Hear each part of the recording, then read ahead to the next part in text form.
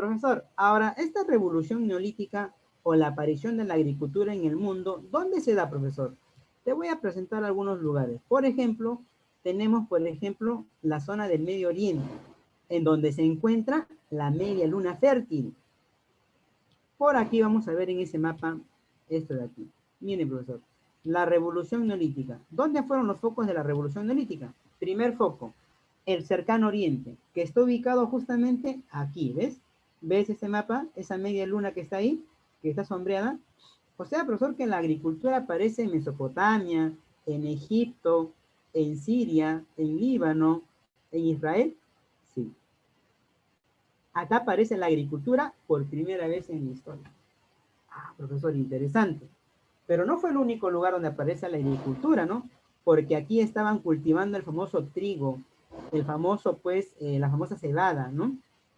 Sino que también en la zona del lejano oriente, específicamente los territorios de China, India, ¿no? Ahí se está desarrollando el cultivo de otras plantas, como cuál, profesor, el arroz y el mijo, ambos cereales. Y en América, profesor, también se desarrolla la comunidad primitiva al igual que sus lugares. Sí. Por ejemplo, en el caso de América, se está desarrollando en México y en Perú la revolución neolítica. ¿Mm? Bien, profesor, ahí tenemos el desarrollo de la revolución neolítica en el mundo, ¿no? En México se está cultivando el maíz y en el caso de Perú se está cultivando la, la papa, entre otros alimentos más como la calabaza. ¿Te das cuenta? ¿Y esto, profesor, trajo un gran cambio a la humanidad o no? Claro que sí. El cambio justamente radica en que esta especie humana, ¿no? Ha logrado controlar las fuerzas productivas para producir alimentos y producir excedentes de alimentos. Es decir, que no tan solo va a consumir lo que está produciendo, sino que lo va a guardar también. Apareciendo de esa manera la propiedad privada, ¿no? Esto es mío, esto es tuyo, esto nos pertenece, lo otro no. ¿De acuerdo? Entonces, ahí tenemos los tres focos de lo que vendría a ser la revolución neolítica, ¿no? Cercano Oriente, Lejano Oriente y América. ¿De acuerdo? Profesor, ¿y esta revolución neolítica que se da a fines de la comunidad primitiva trajo algún cambio, no, profesor? Claro que sí. El hombre que desarrolla su agricultura ahora requiere de estar más tiempo cuidando su producto para que de esta manera pueda, ¿no? Para que de esta manera pueda justamente, ¿qué cosa?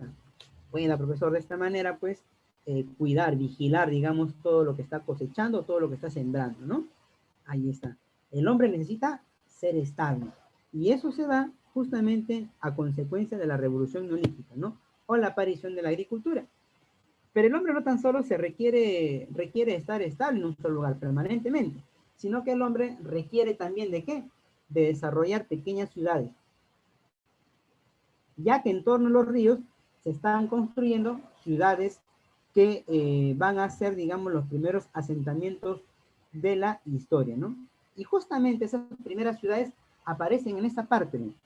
Esto que está teñido de amarillo, o está pintado de amarillo, se llama pues la zona de Mesopotamia, región que se encuentra justamente entre dos ríos muy importantes, el río Éufrates y el río, profesor, Tigres. Mira este el río Éufrates, cómo va por aquí, ¿ves?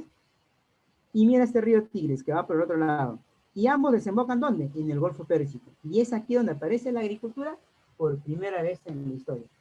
Y no es nada sorprendente que también en este lugar aparezca, por ejemplo, aparezca también las primeras ciudades urbanas, ¿no? O los primeros asentamientos urbanos. Ah, profesor, ya voy entendiendo todo esto, ¿no? Muy bien. Todo eso respecto, digamos, a lo que vendría a ser la revolución neolítica. ¿Alguna pregunta yo hasta aquí?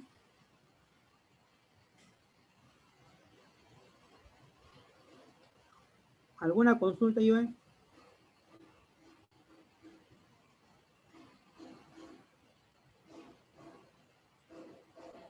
Muy bien, muy bien. Entonces, se va entendiendo hasta aquí, ¿no? Bien, vamos a comenzar o vamos a continuar con el siguiente punto. Profe, entonces, justamente en este lugar donde aparece la agricultura por primera vez, profesor, ¿es en este lugar, digamos, en donde va a surgir las primeras civilizaciones? Sí. Y una de las primeras civilizaciones que se ubicó en esta región se llama la civilización mesopotámica, cuyo nombre significa región ubicada entre dos ríos. Y si hablamos de qué país se encuentra actualmente en esa región de Mesopotamia, es específicamente el país de Irak, ¿no? El país de Irak. Profe, ¿y cuál era la base económica que estos mesopotamios desarrollaban? Tenemos, por ejemplo, la actividad agrícola. Pero esta actividad agrícola sería una sociedad que está controlando el sistema de canales, de acueductos, de represas. Por eso que a estas sociedades, al igual que Egipto, se le llaman sociedades hidráulicas. ¿Por qué, profesor? Porque controlan la fuerza del el recurso, ¿no? Y los medios suficientes para poder, pues, justamente aprovechar esta agua, ¿no?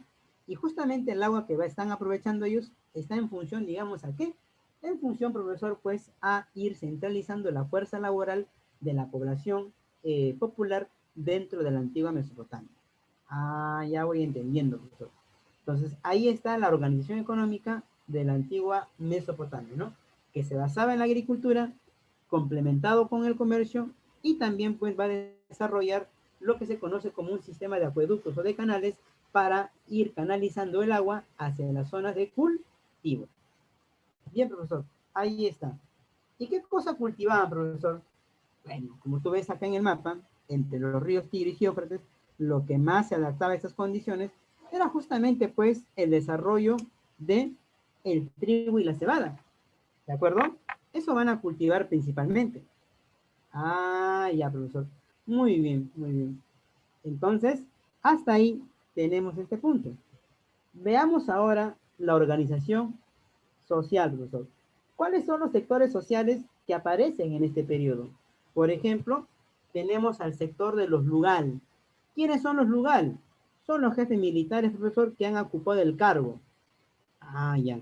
Y debajo de este lugar, ¿quién está? El Ensi. ¿Quién es el Ensi?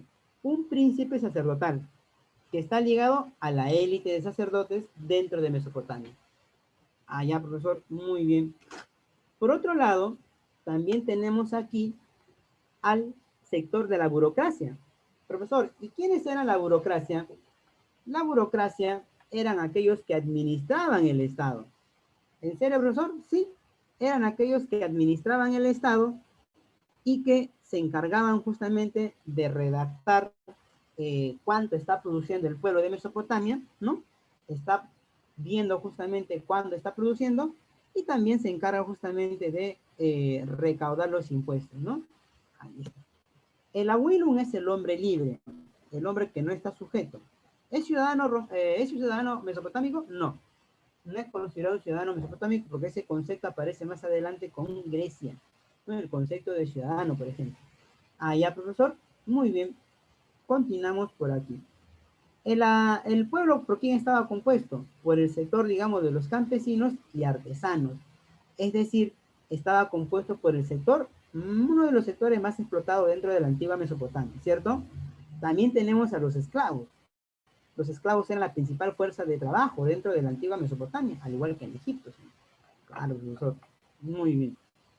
Hasta ahí tenemos este punto, profesor. Ahora, lo que nos corresponde ver ahora es el desarrollo justamente de la evolución histórica. Vamos a ver por aquí. A ver.